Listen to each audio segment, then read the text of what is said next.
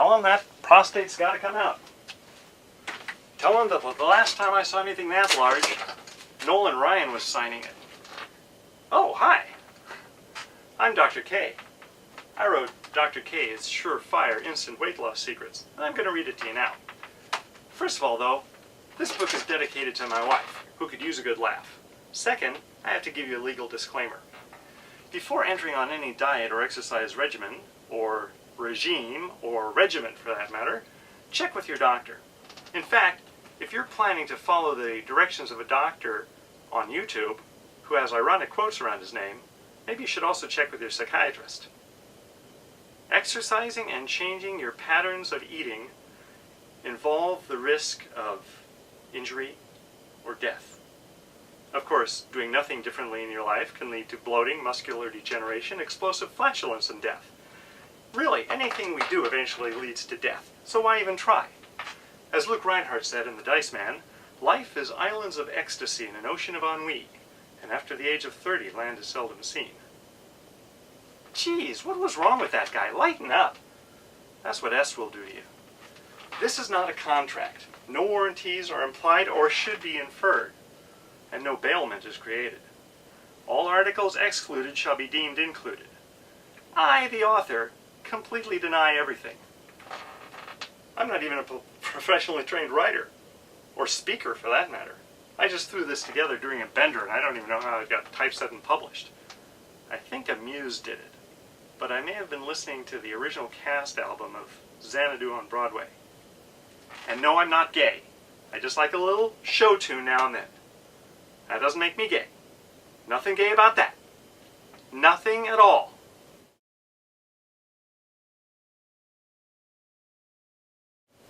Thousands of books have been written about weight loss.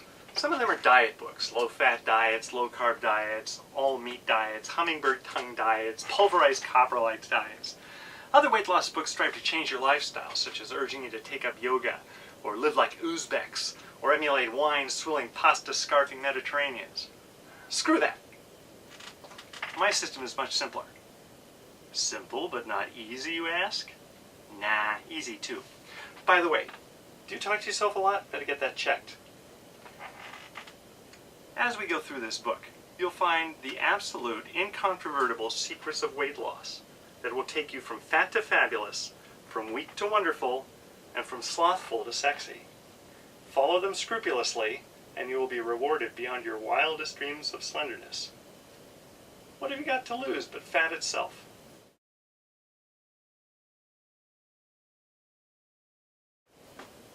Chapter 1. How to lose weight. This is the first and toughest question one asks oneself, except perhaps for, where am I? Why am I naked? And how did my car get in the liquor aisle? You can read an entire diet and exercise book, and only in the very last chapter will you come to the secret at which the author's only vaguely hinted. I'm not going to mess around with your head that way. You're in a hurry to lose weight and lead a better life. So here's Dr. K's prescription for instant, surefire weight loss. Eat less! Exercise more!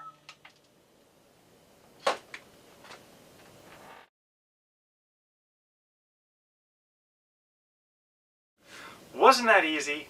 Weight loss is simple math. Burn more calories than you eat.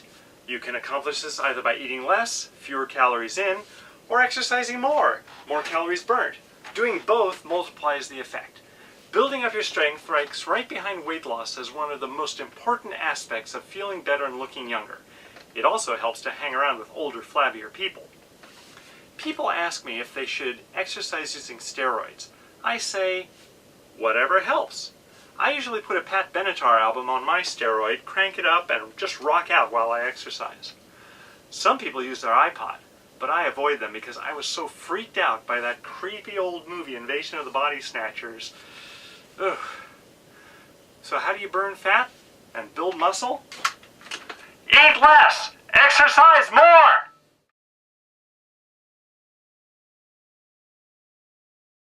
Chapter 3. Dealing with setbacks. In our quest for health, we all sometimes take 2 steps forward and 1 step back. If you find that you're consistently taking 1 step forward and 2 steps back, for God's sakes, turn around!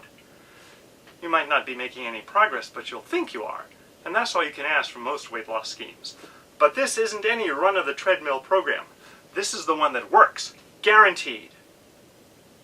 So how do you handle those times when all your efforts don't seem to be enough and you've hit that notorious plateau?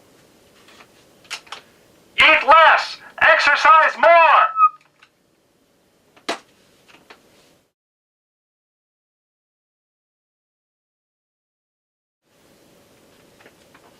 Chapter 4. How to handle sabotage from friends and family.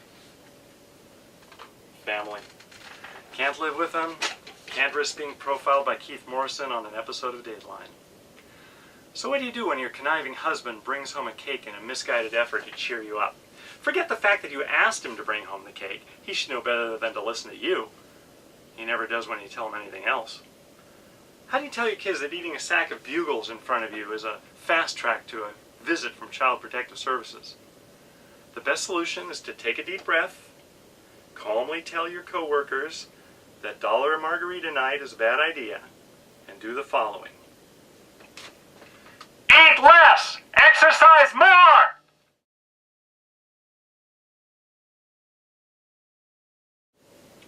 Chapter 5. Finding balance in your life. Work, sleep, family, friends, you.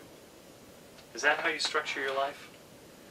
Or is it work, sleep, work, sleep, work, sleep, work, sleep, work, sleep, work, sleep, myocardial infarction?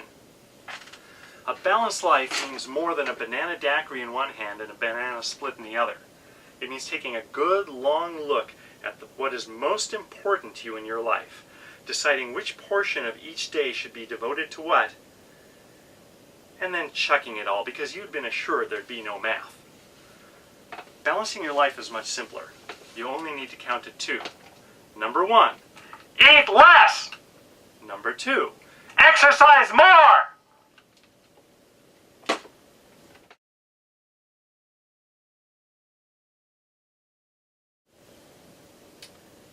Chapter 6. You can find the power to win. Winning's not the main thing. It's not even the only thing. Winning is the thing. James Arness was the thing. So winning is James Arness. And by logical extension, James Arness is also Michael Chiklis. Winning is something you should be doing every day, like showering or sex. Or sex while showering. Sorry, my mind wandered for a second there. The point is, your mind should be constantly focused on winning. A weak, flabby body leads to a weak, flabby mind that will never win the marathon of life and will look simultaneously disgusting and hilarious trying to run it. The road to winning begins with 2 small steps. Eat less! Exercise more!